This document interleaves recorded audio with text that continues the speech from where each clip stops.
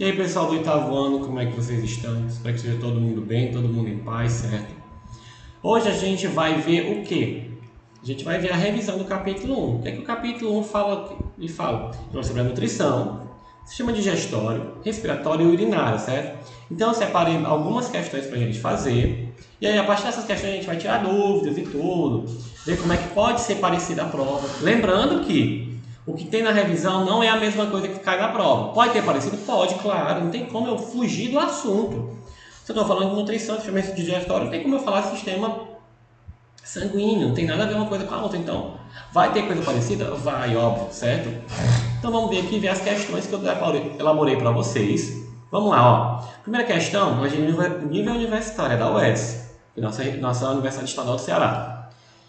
Ela fala o seguinte: existem inúmeras características que nos permitem diferenciar a matéria viva da inanimada.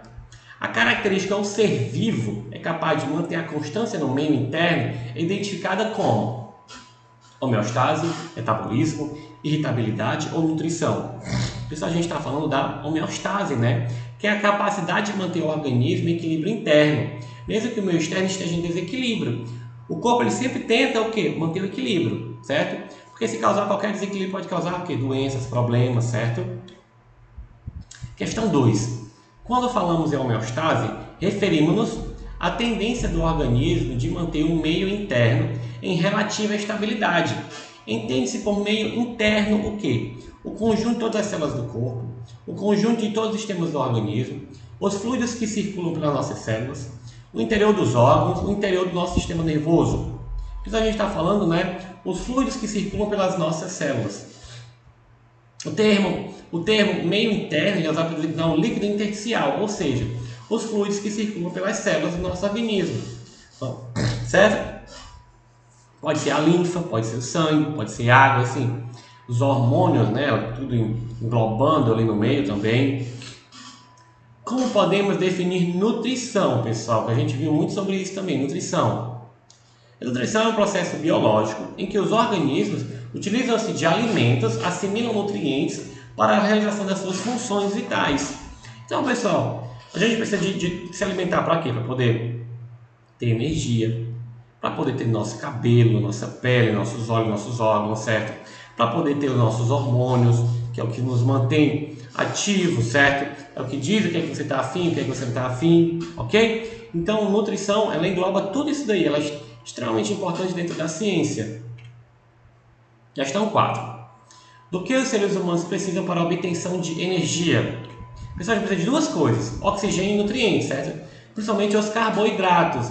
Aqui, pessoal, é um exemplo de respiração aeróbica. O que a gente faz? Vai pegar o que? Glicose, né, que é o carboidrato, juntamente com água, mais oxigênio, a gente vai liberar o que? Gás carbônico, mais água e mais energia. Que é o que eu estou fazendo agora, produzindo energia a todo momento, respirando, sendo que eu me alimentei usando a água que está dentro do meu organismo. E aí eu vou liberar o gás carbônico, certo? Para a atmosfera e a energia eu vou usar ela. E a água vai ficar onde? No meu organismo, certo? Então é essencialmente isso na produção de energia do nosso organismo. Questão 5. O esôfago é um dos órgãos que atuam no sistema digestório, fazendo a ligação da faringe até o estômago. Considerando seu papel no processo de digestão, dá a alternativa que indica como o esôfago atua, através da liberação de ácidos, através de movimentos peristálticos, através do esfíncter que se mantém aberto, através da ação de enzimas diluidoras do alimento, através da liberação parcial do espaço para a passagem do alimento. Correto, pessoal, é o que? Através dos movimentos peristálticos, né? O movimento realizado pelo esôfago é conhecido como peristáltico, o que corresponde às ondas de contração. O conduto musculoso do esôfago espreme o bolo alimentar recebido e empurra em direção ao estômago. Questão número 6.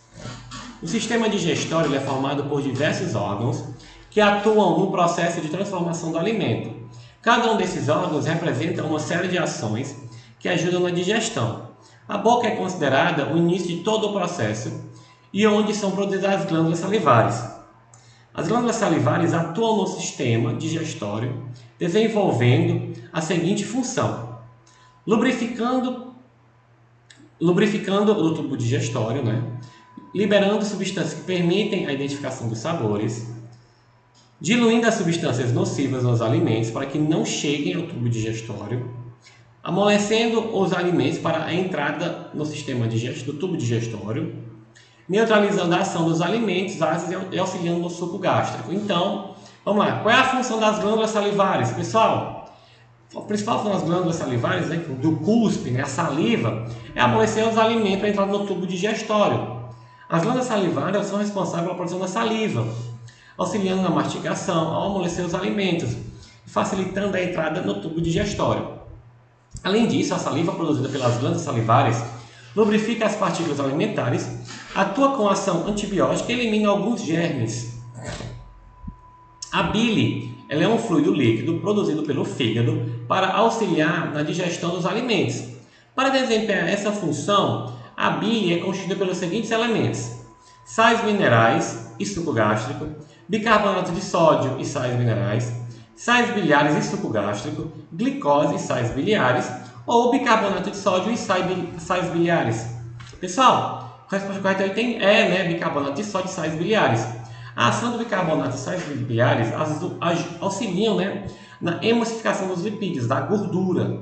Ou seja, as gorduras ingeridas e as fragmentam em milhares de microgotículas. Assim se torna mais fácil a digestão. Porque quanto maior o pedaço, mais difícil a digestão. Então o corpo tem que triturar isso tudo para ficar fácil a digestão.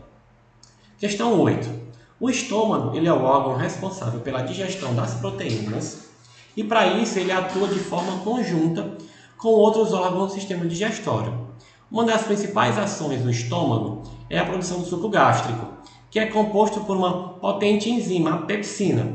O suco gástrico ele é produzido no estômago quando a mucosa gástrica sofre perda de nutrientes, os lipídios são diluídos pelas substâncias produzidas pelo esôfago, o alimento se faz presente no estômago, as glândulas salivares liberam ácido clorídrico, o alimento inicia seu caminho até o estômago. Pessoal, o alimento se faz presente no estômago. O estômago ele é responsável pela produção do ácido clorídrico, que é ativado já no momento da mastigação. Quando o alimento entra no estômago, o suco gástrico é produzido, composto por água, sais, enzimas e ácido clorídrico. Ele é altamente corrosivo e, como proteção, a mucosa gástrica é revestida por uma camada de muco, certo? Então a gente tem um ácido muito forte no nosso estômago que faz o que? Na digestão.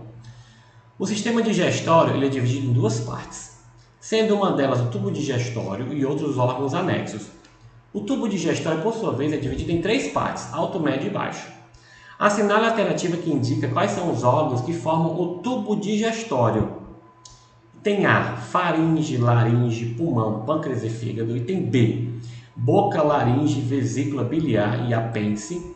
Tem C, estômago, intestino delgado, fígado e rim.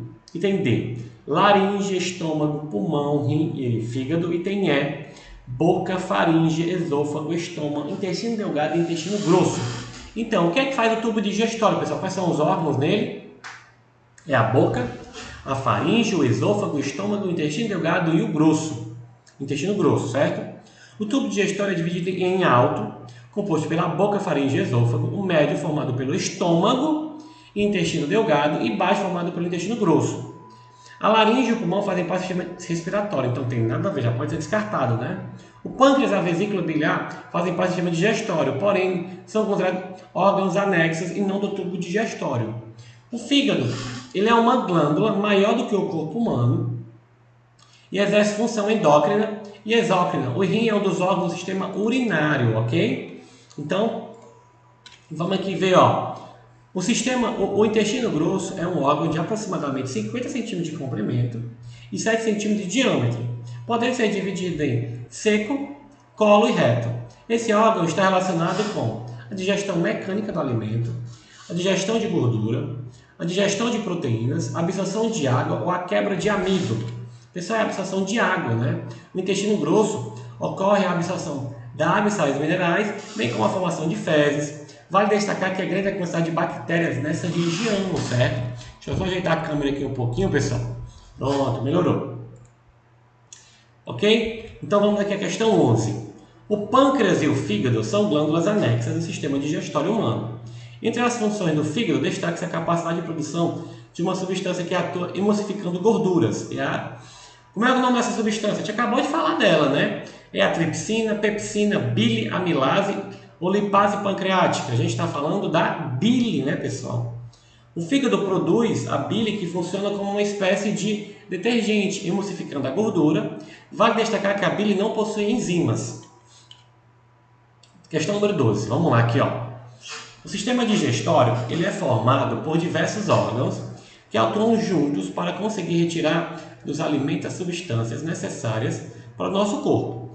O amido só pode ser aproveitado após ser quebrado em partículas menores.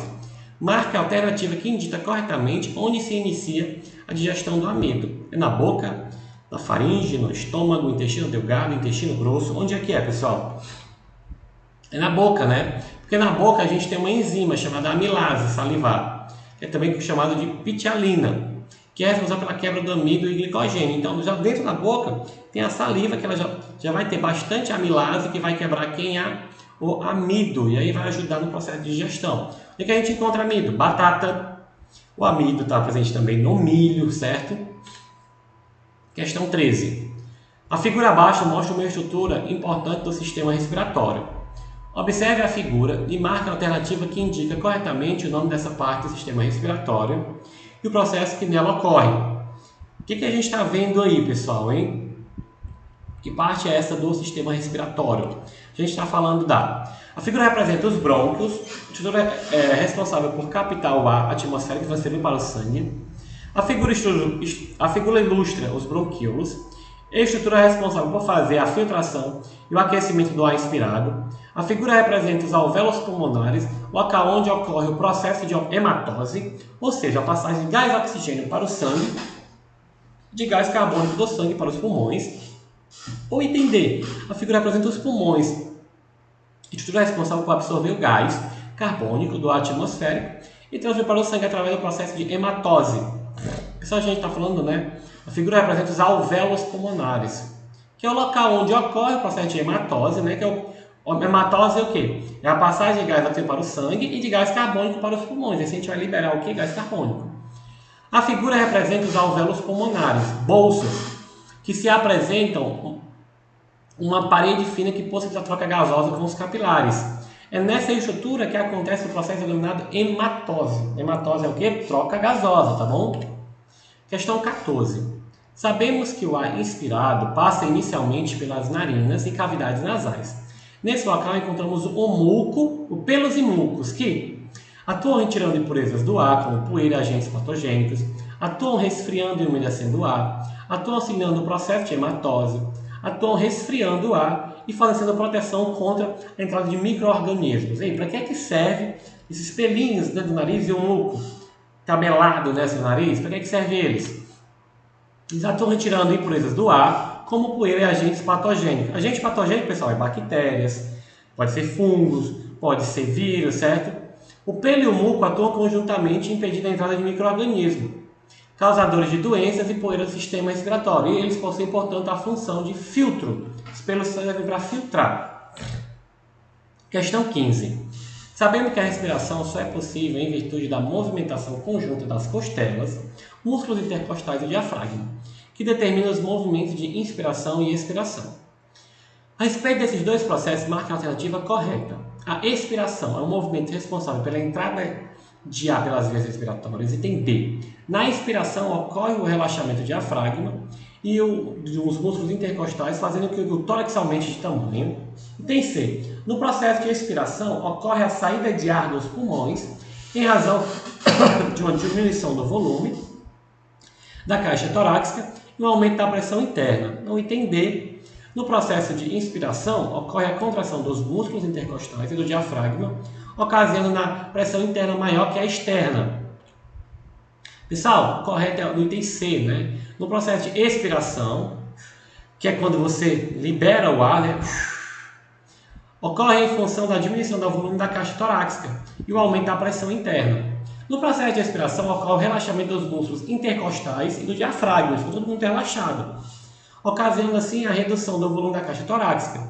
A redução do volume faz com que a pressão interna seja maior quando comparada à externa, que permite a saída do ar. E quando o diafragma e o músculo intercostal ele fica contraído, né?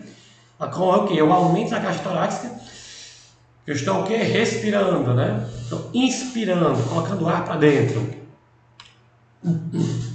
A UNB, Distrito Federal, assinala a alternativa que apresenta, perdão, uma estrutura comum ao sistema digestório e digestivo. A gente está falando do quê? Dos brônquios, faringe, pulmão, esôfago, laringe. A gente está falando da faringe, pessoal. É uma região comum ao sistema respiratório e digestório.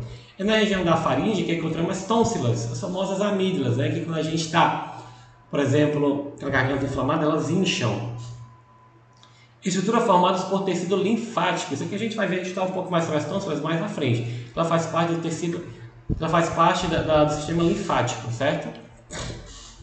Questão 17.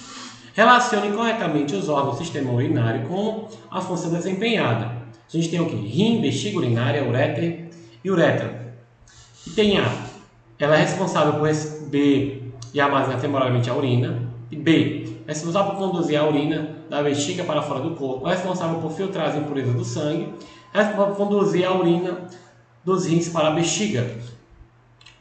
Pessoal, a resposta correta, né, é qual? É 1C, 2A, 3D e 4B, certo? O sistema urinário ele é formado por 2 rins e pelas vias urinárias, que são 2 uréteres, bexiga urinária e uretra. 1C, né, que a gente juntar 1C. Os rins são responsáveis por filtrar os resíduos metabólicos do organismo que estão no sangue e controle da concentração dos íons. Outras funções como controle da pressão arterial e do volume de líquido no corpo. 2A. A bexiga urinária é o órgão responsável por receber e armazenar temporariamente a urina. Além disso, também se comunica com o sistema nervoso para indicar quando deve ser esvaziada. 3D. O sistema urinário é formado por 2 uréteres com aproximadamente 20 cm de comprimento, que conduzem a urina dos rins para a bexiga. E o 4 se junta com o B, né? A uretra ela é o tubo muscular que conduz a urina para o meio externo. No sistema urinário masculino, essa via urinária termina no pênis e no sistema feminino termina na vulva. Questão 18. A urina é um líquido que tem a função de excretar substâncias do nosso corpo. Sua composição é 95% água e 5% resíduos dissolvíveis, como a ureia, amônia, ácido úrico e sais minerais. A sequência correta que indica as etapas de formação da urina no organismo é: e tem A, solubilização, filtração, reabsorção e eliminação. Secreção, solubilização, filtração e excreção. Filtração, reabsorção, secreção e excreção. E tem D, eliminação, concentração, filtração e excreção. Pessoal, o correto é o item C, né? Filtra onde? Nos rins. Aí vai ter uma reabsorção dela, para saber se tem como aproveitar alguma coisa. Depois tem a secreção e excreção. A primeira etapa para a formação da urina é a filtração, onde as estruturas presentes nos rins, chamadas de néfrons, irão filtrar os elementos do plasma sanguíneo. Para que as substâncias importantes como água, glicose e sais minerais para o organismo não sejam perdidas, há o processo de reabsorção, que ocorre nos túbulos renais, que retornam à circulação sanguínea. A secreção, então, corresponde à eliminação dos resíduos, como ureia, ácido úrico e amônia, que em conjunto com a água formam a urina, fluido que seguirá para as vias urinárias. A urina é então conduzida pelos uréteres até a bexiga, onde aguardará até sua excreção pela uretra. Então, pessoal, vamos para a questão 19 aqui. O sistema urinário feminino e masculino é correto afirmar que o sistema urinário feminino e masculino são idênticos. O sistema urinário feminino e masculino difere a quantidade de vias urinárias. Perdão. O sistema urinário feminino e masculino diferem o tamanho da uretra. O sistema urinário feminino e masculino apresenta as mesmas funções. Pessoal, acabei de falar sobre isso aqui. Com a resposta correta, eu tenho que ser, né? O sistema urinário feminino e masculino diferem o tamanho da uretra. Embora o sistema urinário feminino e masculino apresentem os mesmos órgãos, né? Que os rins, 2 uréteres, bexiga e uretra, existe uma diferença no comprimento da via urinária da uretra, que conduz a urina para fora do corpo. Enquanto a urina masculina apresenta um comprimento de aproximadamente 20 cm, no sexo feminino esse tubo mede cerca de 5 cm. Outras diferenças estão relacionadas com as funções desempenhadas. Por exemplo, no sexo masculino, a uretra também ajuda a liberar o esperma no ato sexual. Já no sexo feminino, existem glândulas que realizam a lubrificação sexual. Questão 20. Indique qual das alternativas a seguir não apresenta uma função do sistema urinário. Filtração do sangue para remoção de impurezas, condução, armazenamento e excreção da urina, manutenção da concentração de água e sais minerais no organismo, ou regulação da quantidade de sangue que circula no corpo. Pessoal, entender, né? Regulação da quantidade de sangue que circula no corpo. O sistema urinário não tem nada a ver com isso. O sistema urinário ele é responsável pela filtração do sangue para remover as substâncias em excesso e os resíduos metabólicos. Essas substâncias são eliminadas pela urina, que é produzida, armazenada e liberada pelo sistema. O funcionamento do sistema urinário é importante para manter a homeostasia, né, do organismo, ou seja, para que a composição química seja mantida estável. Por isso, o sistema urinário ele regula a quantidade de água e minerais no corpo. Então, pessoal, para atividade de casa é o que estudar, porque semana que vem é o que? Prova. Não esqueça de seguir a gente nas nossas redes sociais, Instagram, YouTube, Facebook, curte, compartilha esse vídeo. Qualquer dúvida, manda mensagem para o professor na Agenda Edu, certo? Tenham bons estudos, até a próxima!